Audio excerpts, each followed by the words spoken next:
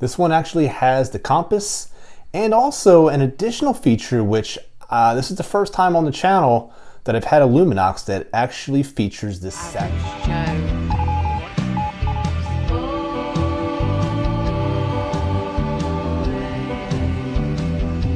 It's always time. Kind of one.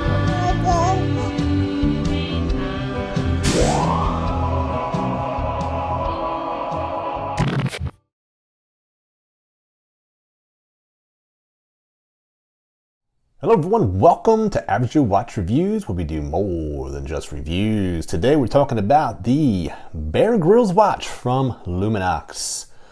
This one actually has the compass and also an additional feature which this is the first time on the channel that I've had a LUMINOX that actually features this sapphire crystal. So nice upgrade there.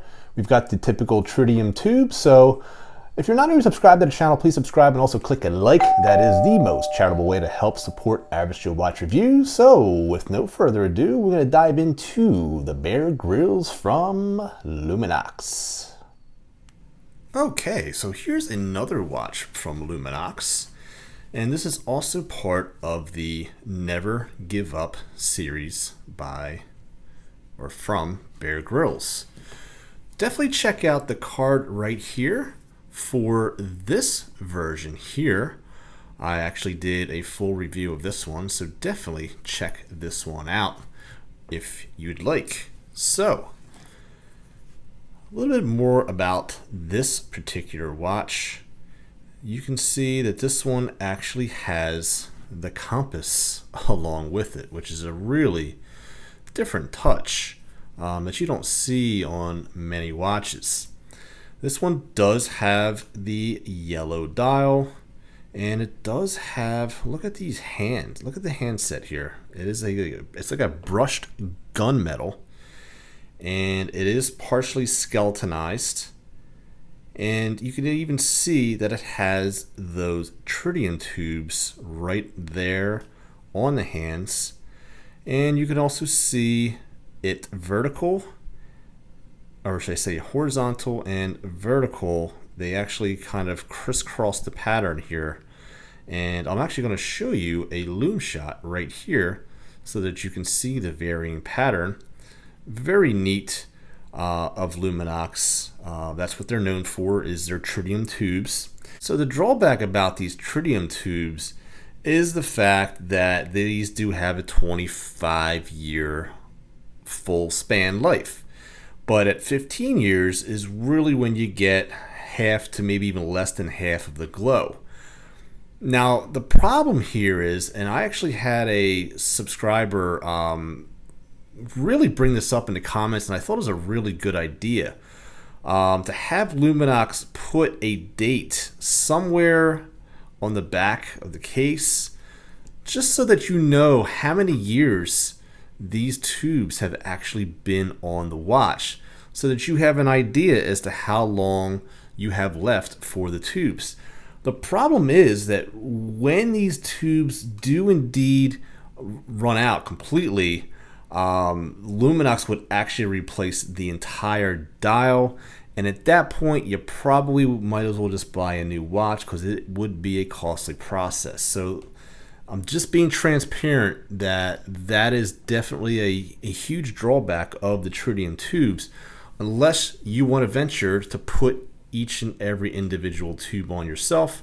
And I've priced these out to be about $10 a piece. So do the math.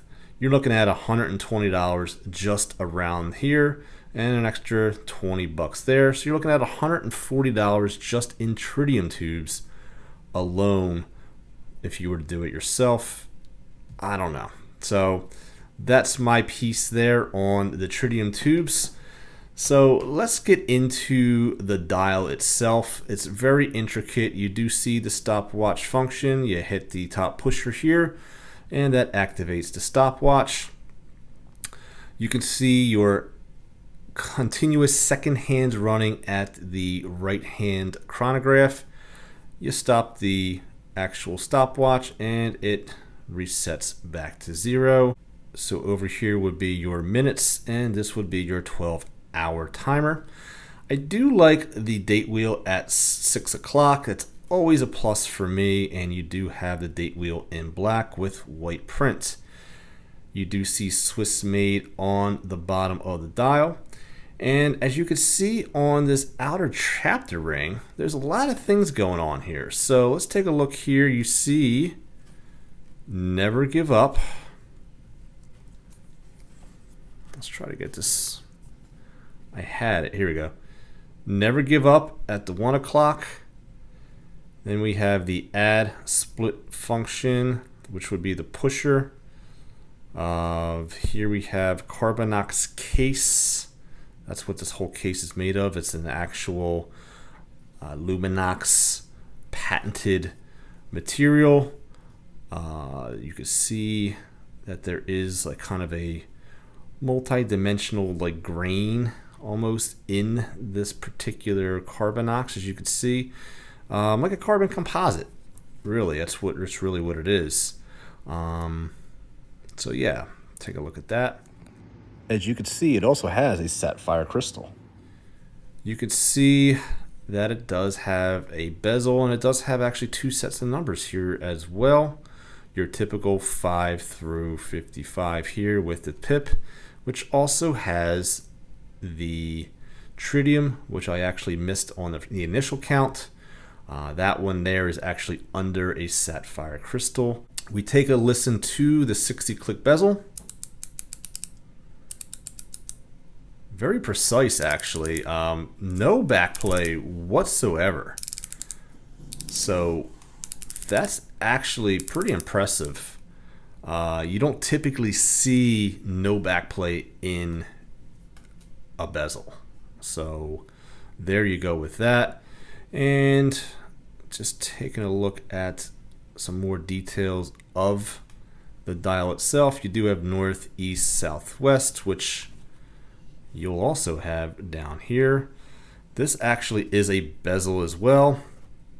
I don't know how to use a compass besides just pointing it and seeing what direction it goes into. But I have never really had the opportunity to really use a compass, but it's a pretty neat feature, and it really goes well with the Bear Grylls theme. Now we have the crown, which is a screw down crown. We actually unscrew it. It does have this plastic orange just to give it a little bit of flavor. Doesn't really serve a purpose, but it just gives it just a little bit of flavor there. And if you want to set the time, you would just click it out twice and move the handset. Our date does change at almost the 12 o'clock position, which is great. And if you want to change the date, you would simply then click it out one position and just go just like that. Pretty simplistic, pretty straightforward. This watch also has what I call the bumper that helps with the shock absorption. And we take a look at the case back. This one does have the stainless steel case back, the never give up motto, Bear Grylls, his signature, and CarbonOx case, sapphire crystal. So mineral crystal is on here, sapphire is on here. And I'm actually going to show you guys a new toy that I picked up, and I'm going to show you exactly what shows up on my tester right now, the Diamond Selector 2. So this one here says mineral, this one here claims sapphire. So what we're going to simply do is we're going to hold the prong up to the mineral, and yes indeed it is not reacting. Whereas if we put the prong onto the sapphire, we're going to see the bars rising towards diamond status. Sapphire is one below diamond, so it won't go to diamond. So definitely sapphire there. And I did want to point out that we do have 300 meters of water resistance as opposed to 200 on this one. We take a look at a side profile. We take a look at this side profile here. This is genuine rubber. It is pretty substantial. You've got LUMINOX written everywhere. Obviously, this is a 24 millimeter lug width. And you've got LUMINOX written down here. LUMINOX at the buckle. And you just have just a lot of designs going on here. Here is your genuine rubber there. And this does help to dissipate some sweat and help the watch to breathe on your wrist a little bit, and also helps with grip. And it's just a really tough feeling and does have some give to it. So another cool watch from LUMINOX. I'm going to give you guys some quick dimensions, and then I'll pop it on the wrist and show you what it looks like. So if we're going to take a look at the case diameter, this is a big watch at 47 millimeters, not including the crown, but if we were to include the crown and that little bump, we're looking at a 51.5 millimeter. If we look at the case thickness, we are looking at about a 14.5 millimeter. And we'll do the lug to lug. Since our lug width we already saw was 24, and we have ourselves really a 53 and maybe like a third lug to lug. Let's take a look at it on the wrist. Today I'm actually wearing my Casio fish watch, and that is the right time. Obviously no fish, they're all sleeping. They would actually show up in that area. This review will be coming up in the future, so definitely you want to click that notification bell and also subscribe to the channel if you haven't already, so you don't miss that review. We'll take a look at this on the wrist, and it's definitely odd to have a compass right there. It's definitely different, but it doesn't get in the way, at least from, and you can adjust this, so this can sit higher up, as you could see. So here's how it would be if you were to lay your wrist on the table. It does have good wrist presence. I have a 7-inch wrist. Doesn't feel very large. It's not heavy because it's a Carbonox case on a rubber strap. Definitely a handsome watch. Definitely a watch that pops against the black and the yellow contrasting. It's just a really nicely done watch. So I'm going to flip the camera back around and give you guys some final thoughts. It's a solidly built watch. I really didn't have any issues with the watch at all. I love the fact that it has the sapphire crystal. I'm a big fan of the tritium tubes, except for the fact that after about 15 to 20 years, those tubes are going to be pretty much shot to the point where you're really not going to get much of a glow.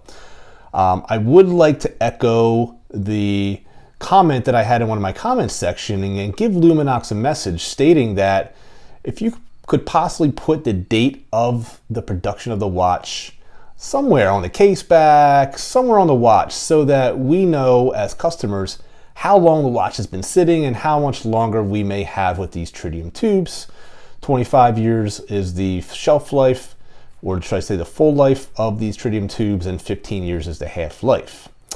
Now, the big thing that really sticks out to me personally, and I'm sure it would to you as well, especially if you're not a Bear Grylls fan, is the premium price of this watch. You're paying for the marketing, and you're paying to have Bear Grylls promote the watch and have his name on the watch itself. So yeah, that's, if you're not a Bear Grylls fan, you're not going to want to pay that premium. If you are, you still may not want to, but that's the one thing that really sticks out to me. But besides that, it's a quality watch. It wears well, especially for a 47 millimeter.